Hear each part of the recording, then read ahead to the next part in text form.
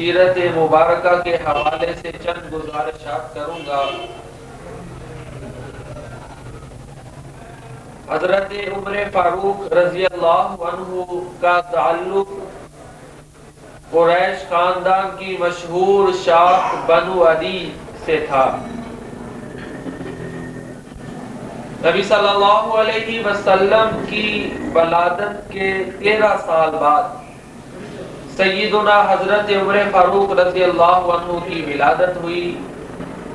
واقعہ فیل یا عام الفیل جس کو کہتے ہیں، اس کے 13ویں سال حضرت عمر فاروق رضی اللہ عنہ کی ولادت ہوئی۔ ان کا لقب ابو حفص تھا، کنیت ان کا لقب فاروق تھا اور کنیت ابو حفص تھی رضی اللہ عنہ۔ حضرت عمر فاروق رضی اللہ عنہ کے بارے میں آتا ہے، خود بیان کرتے ہیں، خرجت اتعرض رسول اللہ صلی اللہ علیہ وسلم، ابھی مسلمان نہیں ہوئے تھے، کہتے ہیں میں نکلا نبی صلی اللہ علیہ وسلم کو ہدیت اور تکلیف دینے کے ارادہ سے۔ کہتے ہیں کہ میں مسجد کی طرف آیا، نبی صلی اللہ علیہ وسلم مجھ سے پہلے مسجد میں تھے۔ آپ نے قرآن مجید کی تلاوت شروع کر دی، میں پیچھے کھڑا ہو گیا۔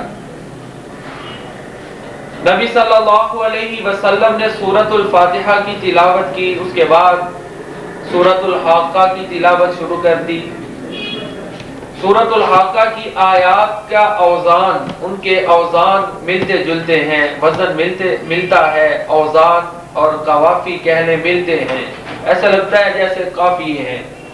الحاقہ ملحاقہ وما ادراک ملحاقہ، اسی طرح یہ ساری سورہ مبارکہ اسی طرح ہے۔ حضرت عمر فاروق رضی اللہ عنہ بیان کرتے ہیں کہ میں بڑی توجہ کے ساتھ آپ کی تلاوت سنتا رہا۔ جب آپ کی تلاوت جاری و ساری تھی، آپ قرآن مجید پڑھ رہے تھے، سورۃ الحاقہ کی تلاوت فرما رہے تھے، تو کہتے ہیں مجھے شک ہوا کہ قریش جو آپ کے بارے میں کہتے ہیں کہ معاذ اللہ نبی صلی اللہ علیہ وسلم شاعر ہیں، تو یہ سورۃ الحاقہ کا اس طرح وزن میں ہونا، اس طرح اس کا ایک ردم ہونا، یہ اس بات کی طرف اشارہ کرتا ہے، بلکہ دلیل ہے کہ یہ معاذ اللہ قرآن مجید واقعی کسی شاعر کا کلام ہے۔ کہتے ہیں یہ میرے ذہن میں خیال آیا، ادھر سے نبی صلی اللہ علیہ وسلم تلاوت کرتے ہوئے ان آیات مبارکہ میں پہنچ گئے۔ انہ لقول رسول کریم وما هو بقول شاعر قلیلا ما تؤمنون۔ یہ حضرت جبریل علیہ السلام اس کلام کو لے کر آئے اور نبی صلی اللہ علیہ وسلم پہ نازل کیا۔ وما ہوا بقول شاعر، یہ کسی شاعر کا کلام نہیں۔ قلیلا ما تؤمنون، تم کم ہی ایمان لاتے ہو۔ کہتے ہیں یہ جب آیت مبارکہ میں نے سنی تو پھر میرے ذہن میں خیال آیا کہ شاید کسی کاہن کا کلام ہوگا، تو آگے ہی اللہ تعالیٰ قرآن مجید میں اسی سورہ مبارکہ میں فرماتے ہیں وَلَا بِقَوْلِ كَاهِنٍ قَلِيلًا مَا تَذَكَّرُونَ، یہ کسی کاہن کا کلام بھی نہیں، اللہ تعالیٰ کا کلام ہونے کے باوجود پھر بھی تم کم ہی اس سے نصیحت حاصل کرتے ہو۔ آگے اللہ تعالیٰ فرماتے ہیں تنزیل من رب العالمین، نہ یہ کسی شاعر کا کلام ہے، نہ کسی کاہن کا کلام ہے، بلکہ یہ تو رب العالمین کی طرف سے نازل شدہ ہے۔ اب دیکھیں یہ بھی قرآن مجید کا اعجاز اور معجزہ ہے کہ سننے والے کے ذہن میں جو خیالات جنم لے سکتے ہیں، جو خیالات، توہمات اور وسوسات قرآن مجید کے بارے میں اس کے ذہن میں پیدا ہو سکتے ہیں، قرآن مجید ساتھ ہی ان کا جواب دیتا جاتا ہے۔ کہتے ہیں سورۃ الحاقہ کی تلاوت سنی تو میرے ذہن میں یہ خیال آیا کہ یہ کسی شاعر کا کلام ہے۔ آگے ہی دیکھیں اسی سورہ مبارکہ میں اللہ تعالیٰ نے جواب دے دیا کہ وما هو بقول شاعر، قلیلا ما تؤمنون، یعنی اس کا ردم دیکھ کر، اس کا توازن دیکھ کر، اس کے الفاظ میں، اس کی آیات کے اختتام میں توازن دیکھ کر، اوزان کی ہم آہنگی دیکھ کر تمہارے ذہن میں یہ خیال نہ آئے کہ یہ کسی شاعر کا کلام ہے، یہ شاعر کا کلام نہیں، اور نہ یہی سمجھنا کہ یہ کسی کاہن کا کلام ہے، بلکہ یہ اللہ تعالیٰ کا کلام ہے۔ حضرت عمر فاروق رضی اللہ عنہ بیان کرتے ہیں، جب میں نے یہ آیات سنی، سورۃ الحاقہ کی تلاوت سنی، فوقع الاسلام فی قلبی کل موقع، میرے دل میں اسلام نے اچھی طرح جگہ پکڑ لی، جاگزین ہو گیا، پختہ ہو گیا۔ حضرت عمر فاروق رضی اللہ عنہ کے بارے میں آتا ہے کہ سن 6 نبوی کو انہوں نے اسلام قبول کیا تھا، نبوت کے 6 سال، 6 ہجری کو نہیں، 6 نبوی کو حضرت عمر فاروق رضی اللہ عنہ 6 نبوی کو مشرف با اسلام ہوئے۔ رسول اللہ صلی اللہ علیہ وسلم بارگاہ عزت میں دعائیں کیا کرتے تھے، اللہم اعز الاسلام باحب الرجلین، اے اللہ 2 آدمیوں میں سے ایک جو تجھے زیادہ پسندیدہ ہے، جو تیرا زیادہ محبوب ہے، اس کے ساتھ اسلام کو عزت دے، یا عمر بن خطاب یا پھر ابو جہل بن ہشام، ان دونوں میں سے جو تجھے زیادہ پیارا ہے اس کے ساتھ اسلام کو عزت عطا فرما۔ یہ آپ دعا کیا کرتے تھے۔ آپ کی دعا ہی کا نتیجہ ہے کہ حضرت عمر فاروق رضی اللہ عنہ اسلام لائے۔ حضرت ابو بکر صدیق رضی اللہ عنہ دائرہ اسلام میں داخل ہوئے تو خود ہوئے، مرید بن کے آئے۔ حضرت عثمان غنی رضی اللہ عنہ نے اسلام قبول کیا تو خود کیا۔ حضرت علی رضی اللہ عنہ دائرہ اسلام میں داخل ہوئے تو مرید بن کے آئے۔ طلحہ و زبیر اور دوسرے صحابہ کرام رضی اللہ عنہ جتنے بھی اسلام میں آئے مرید بن کے آئے، لیکن یہ حضرت عمر فاروق رضی اللہ عنہ کا خاصہ ہے، ان کا شرف ہے کہ یہ مراد بن کے آئے۔ یہ نبی صلی اللہ علیہ وسلم کی دعا کا نتیجہ ہے، آپ کی دعا کا ثمرہ ہے۔ آپ نام لے کے دعا کرتے تھے، اللہم اعز الاسلام باحب الرجلین الیک بعمر بن الخطاب او بابی جہل بن ہشام، کہ یا اللہ 2 افراد میں سے جو تجھے زیادہ پیارا ہے اس کے ساتھ اسلام کو قوت عطا فرما۔ حضرت عبداللہ بن مسعود رضی اللہ عنہ بیان کرتے ہیں کہ حضرت عمر فاروق رضی اللہ عنہ کے اسلام لانے سے پہلے مسلمان اعلانیہ طور پر نماز ادا نہیں کر سکتے تھے، ان کے اسلام لانے کے بعد مسلمان علی الاعلان واضح اعلانیہ طور پر نماز ادا کرتے تھے۔ حضرت عمر فاروق رضی اللہ عنہ کے اسلام لانے کی بدولت اسلام کو بہت زیادہ قوت حاصل ہوئی، تقویت حاصل ہوئی۔ نبی صلی اللہ علیہ وسلم کی دعا بھی یہی تھی کہ یا اللہ عمر بن خطاب رضی اللہ عنہ کے ساتھ اسلام کو عزت عطا فرما۔ ایک دفعہ کا واقعہ ہے، نبی کائنات صلی اللہ علیہ وسلم تشریف فرما تھے، حضرت عمر فاروق رضی اللہ عنہ تشریف لائے۔ آپ کے پاس قریش کی چند عورتیں بھی تھیں، یکلمنہ و یستکثرنہ، روایت میں آتا ہے کہ کلام کر رہی تھی اور ویستکثرنہ، بہت زیادہ گفتگو کر رہی تھی۔ نبی صلی اللہ علیہ وسلم کے پاس قریش کی عورتیں تھیں، وہ آپ سے گفتگو کر رہی اور بہت زیادہ۔ ادھر سے حضرت عمر فاروق رضی اللہ عنہ تشریف لے آئے۔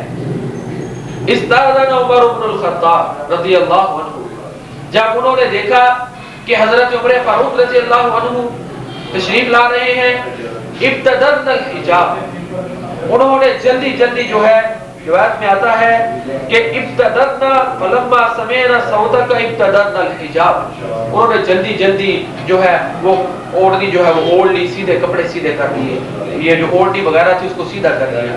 نبی صلی اللہ علیہ وسلم یہ منظر دیکھ رہے تھے، آپ مسکرا رہے ہیں۔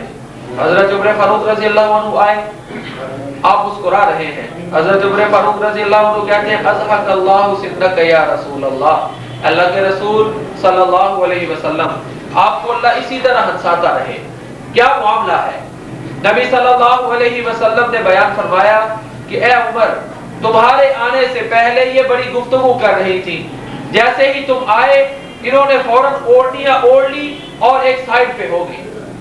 حضرت عمر فاروق رضی اللہ عنہ ان عورتوں سے مخاطب ہوئے، کہنے لگے یا عدوات انفسہن اتحبنی ولا تحبن رسول اللہ، اے اپنی جانوں کی دشمنوں، کیا تم مجھ سے ڈرتی ہو اور رسول اللہ صلی اللہ علیہ وسلم سے نہیں ڈرتی؟ یہ فرمایا۔ جب انہوں نے یہ کہا تو عورتوں میں سے بعض عورتوں نے جواب دیا کہ انت افض و اغلظ، اے عمر رضی اللہ عنہ آپ بہت سخت ہیں، سخت گیر ہیں، اس وجہ سے ہم آپ سے ڈرتی ہیں۔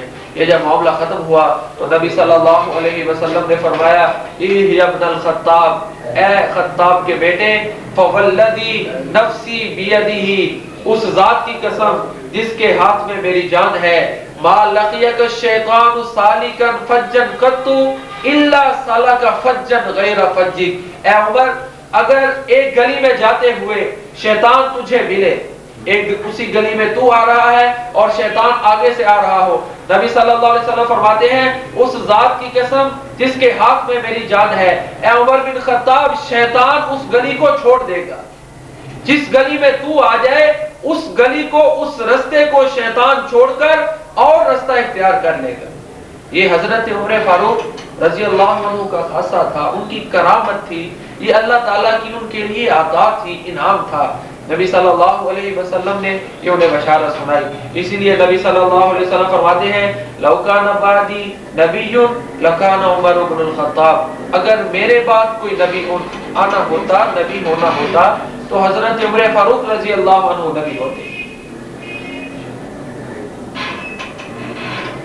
ہجرت کے موقع پر نبی صلی اللہ علیہ وسلم نے بھی جیسے ہجرت کی واضح ہے، چھپ کر، چھپاتے ہوئے، چھپ کر، جان بچاتے ہوئے عمر فاروق، حضرت ابوبکر صدیق اور نبی صلی اللہ علیہ وسلم انہوں نے ہجرت کی، دوسرے صحابہ نے بھی ایسے ہجرت کی، لیکن حضرت عمر فاروق رضی اللہ عنہ انہوں نے جب ہجرت کا ارادہ کیا، بیت اللہ میں آئے، نماز ادا کی اور وہاں پہ اعلان کیا کہ میں ہجرت کر رہا ہوں، میں مکہ مکرمہ چھوڑ کے مدینہ جا رہا ہوں۔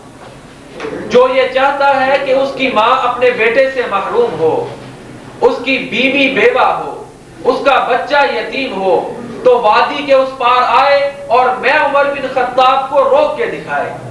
حضرت عمر فاروق رضی اللہ عنہ نے علل اعلان ہجرت کی، کسی میں جرت نہ ہوئی، کسی میں اتنی سخت نہیں تھی کہ حضرت عمر فاروق رضی اللہ عنہ کو روک سکے۔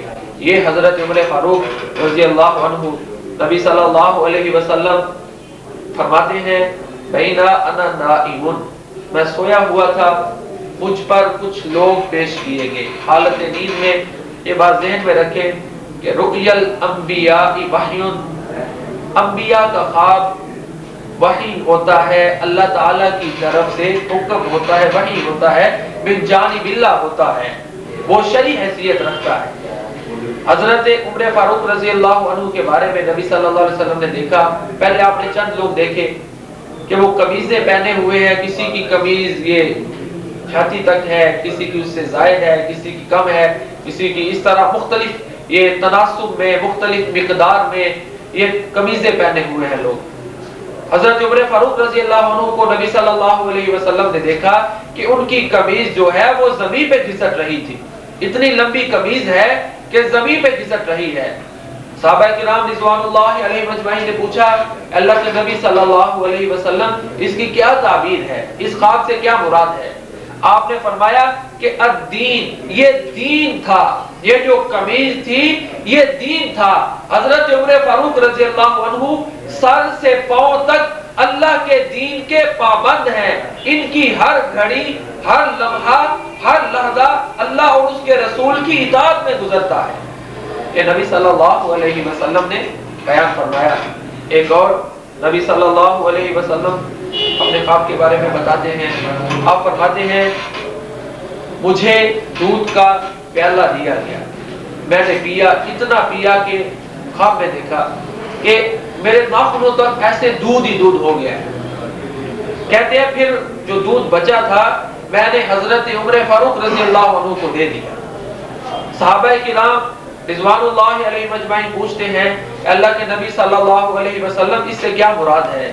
آپ نے فرمایا اس سے مراد علم ہے، یعنی رسول مبارک صلی اللہ علیہ وسلم آپ نے ہی آپ کے دیندار ہونے کی گواہی دی، آپ نے ہی آپ کے صاحب علم ہونے کی گواہی دی۔